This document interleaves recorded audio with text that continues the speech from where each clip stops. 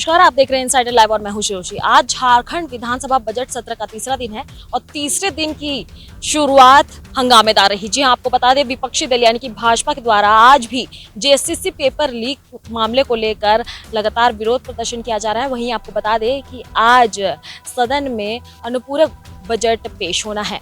कहीं ना कहीं बजट पेश होने को लेकर सत्ता पक्ष और विपक्ष एक दूसरे पर वाल पलटवार कर रहे हैं। आइए सुनते हैं विधायकों का क्या कुछ कहना है। झारखंड विधानसभा बजट सत्र के तीसरे दिन फिर से भाजपा विधायकों का हंगामा सदन के बाहर देखने को मिला। भाजपा विधायक लगातार सरकारी विरोधी नारे लगाते रहे। वहीं जेएसएससी परीक्षा प्रश्न पत्र लीक मामले को सीबीआई जांच की मांग कराते रहे। वहीं विधानसभा में आज बजट पेश होना है, जिसे लेकर भाजपा ने सरकार पर तंज कसा। भाजपा का कहना है कि पिछले बजट की पूरी राशि सरकार अब तक खर्च नहीं कर पाई है।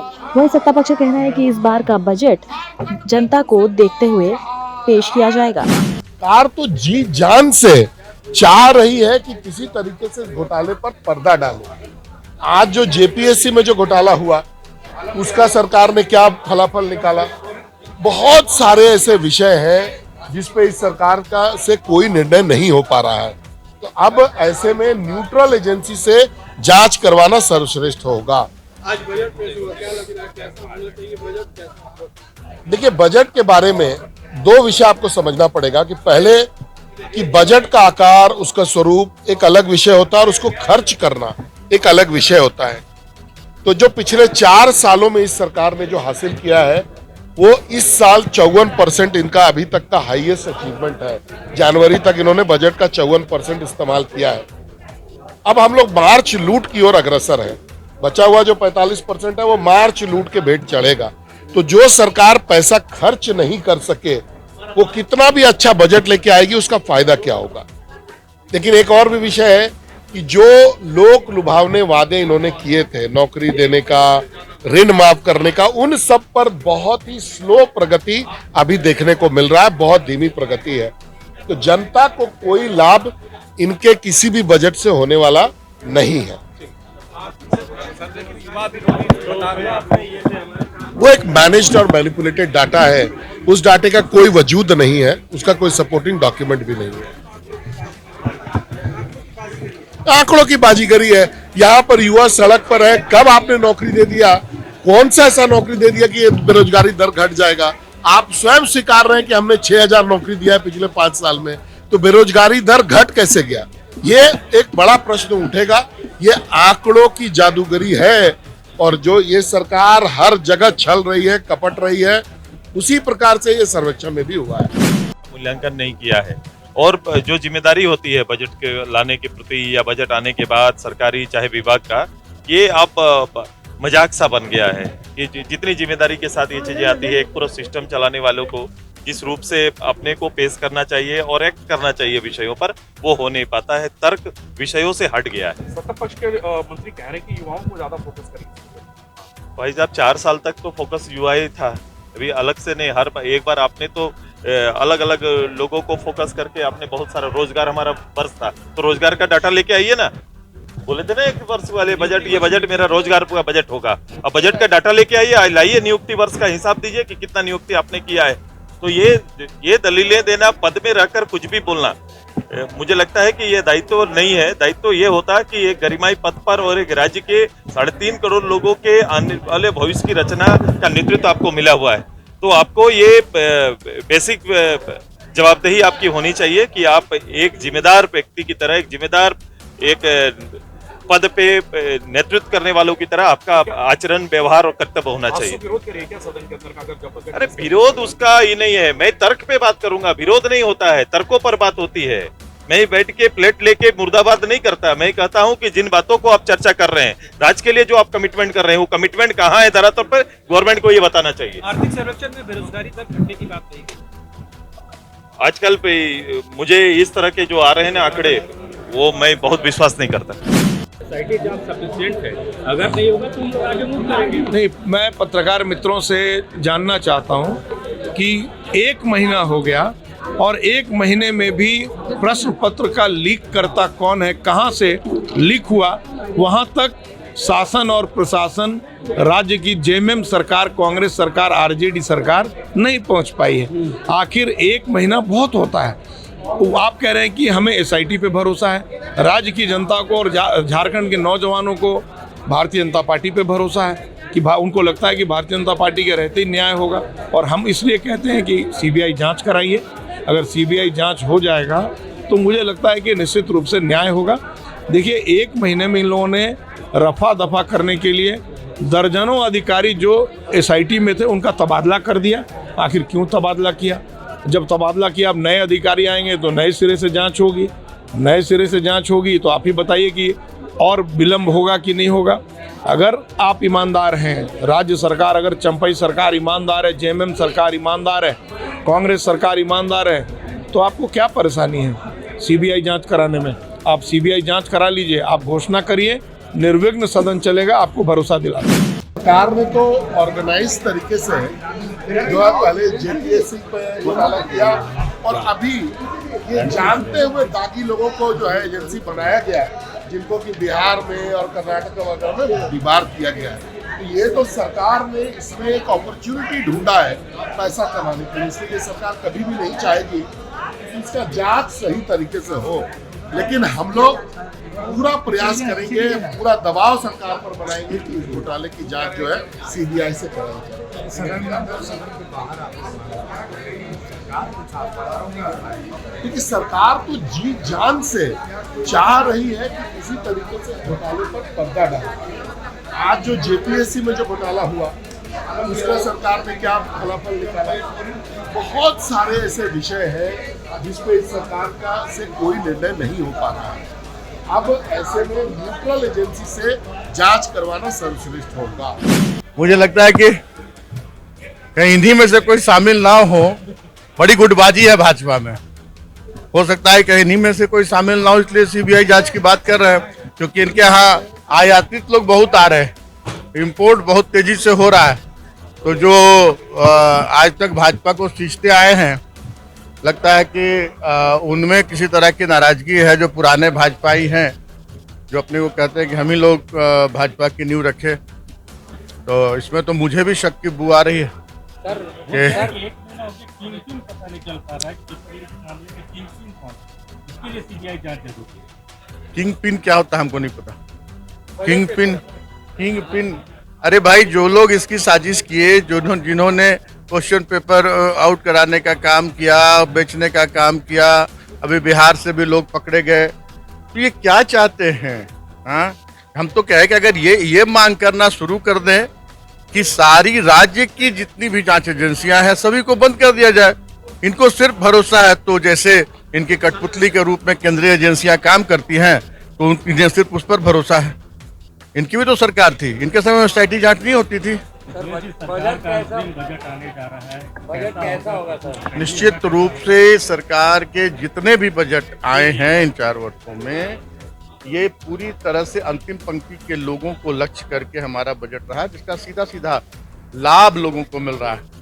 चाहे वो अबुआ आवास की बात हो, सावित्रीबाई फुले कन्या समृद्धि की बात हो, या और भी जो भी हमारी सामाजिक सुरक्षा के तहत हमारा ग्रीन कार्ड की बात हो, नीलांबर पीतांबर योजना की बात हो, हर तरह से अंतिम पंक्ति के लोगों को लक्ष्य करके। और आप देखे होंगे कि अभी हमारे राज्य में हमने एक इतिहास कायम किया है कि 15,000 किलोमीटर ग्रामीण सड़कों का सुदृढ़ीकरण कराया जा रहा है। नई सड़क अलग से, जो हमारी जर्जर सड़कें थी 15,000 किलोमीटर।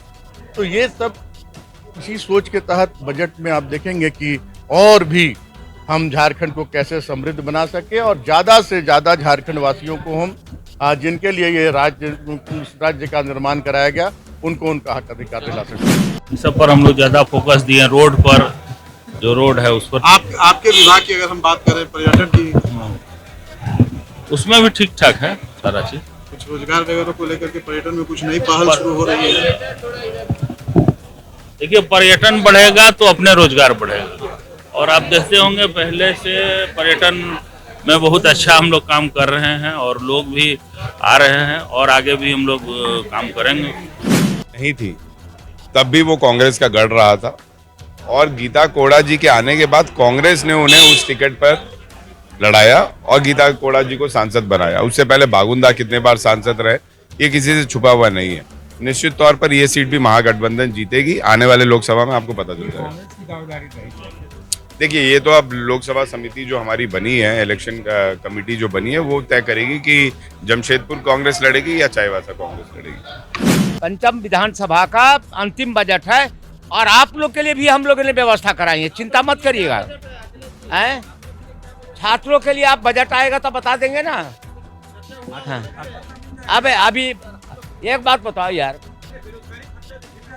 अभी हमारे पहले बजट आवेगा तब आप हमसे सवाल करिएगा कि आपने कहा था से वादा हुआ कि नहीं।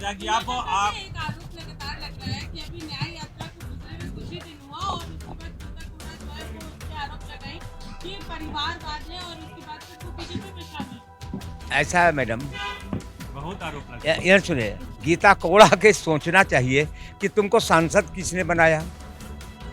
गीता कोड़ा जी के दिल्ली के गलियारे में पहुंचाने का काम तो कांग्रेस पार्टी ने किया और आज गलत हो गया। अरे ऐसा नहीं करो गीता जी, आपका मान सम्मान कांग्रेस ने दिया, आपका मान सम्मान दिल्ली के गलियारे तक पहुंचाने का काम किया तो कांग्रेस पार्टी ने किया। आपकी उनकी आप इच्छा नहीं है, लेकिन अब नहीं करो कि परिवारवाद की है। और जहना आप सांसद बने तहना परिवारवाद नहीं था। पौन घंटा बोली आरोप लगाइए। अरे पौन घंटा बोलने दो ना, अभी पता चल जाएगा। हम लोक लुभावन करके केवल राजनीतिक उद्देश्यों की पूर्ति के लिए हम अपने राज्य की दिशा दशा और भविष्य को खतरे में नहीं रख सकते। तो ये राज्य की दूरगामी भविष्य को तय करेगा। अंतिम पायदान पे खड़े व्यक्ति की समृद्धि और उसकी उन्नति के मार्ग को प्रशस्त करेगा। और ये इस बजट के बहुत अच्छे आउटपुट निकलेंगे।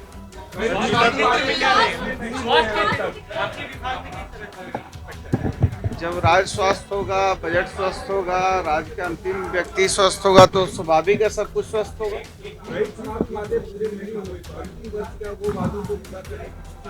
क्या हम नहीं वादे किए थे 2 करोड़? नहीं, हम नहीं वादे किए थे 2 करोड़ नौजवानों को रोजगार देने का। हम नहीं वादा किया था। हम नहीं वादा किया था कि 100 दिन में स्विस बैंक से पैसा आ जाएगा।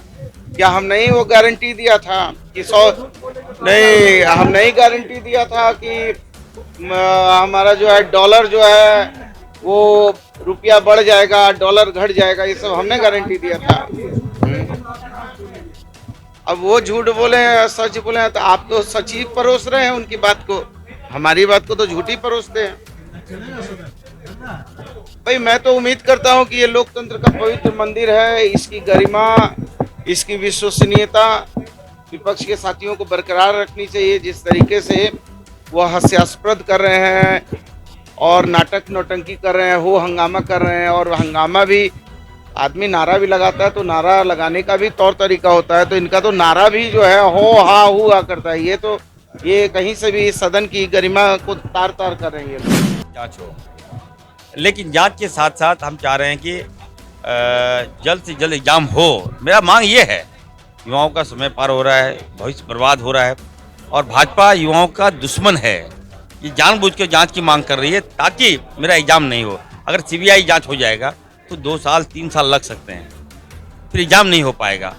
ये त्रुटियां हमारे युवा नहीं समझ पा रहे हैं।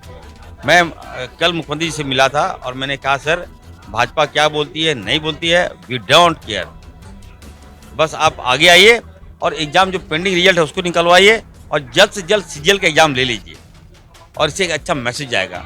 सरकार गंभीर है। हम लोग जहाँ त्रुटियाँ मिली, हमारे चेयरमैन हटाए गए, नए चेयरमैन आए हैं, प्रशांत जी आए हैं, काफ़ी अनुभवी है। निश्चित तौर पर एग्जाम होगा और जेल भी निकालेंगे और युवाओं को रोजगार और नौकरी भी देगी सरकार।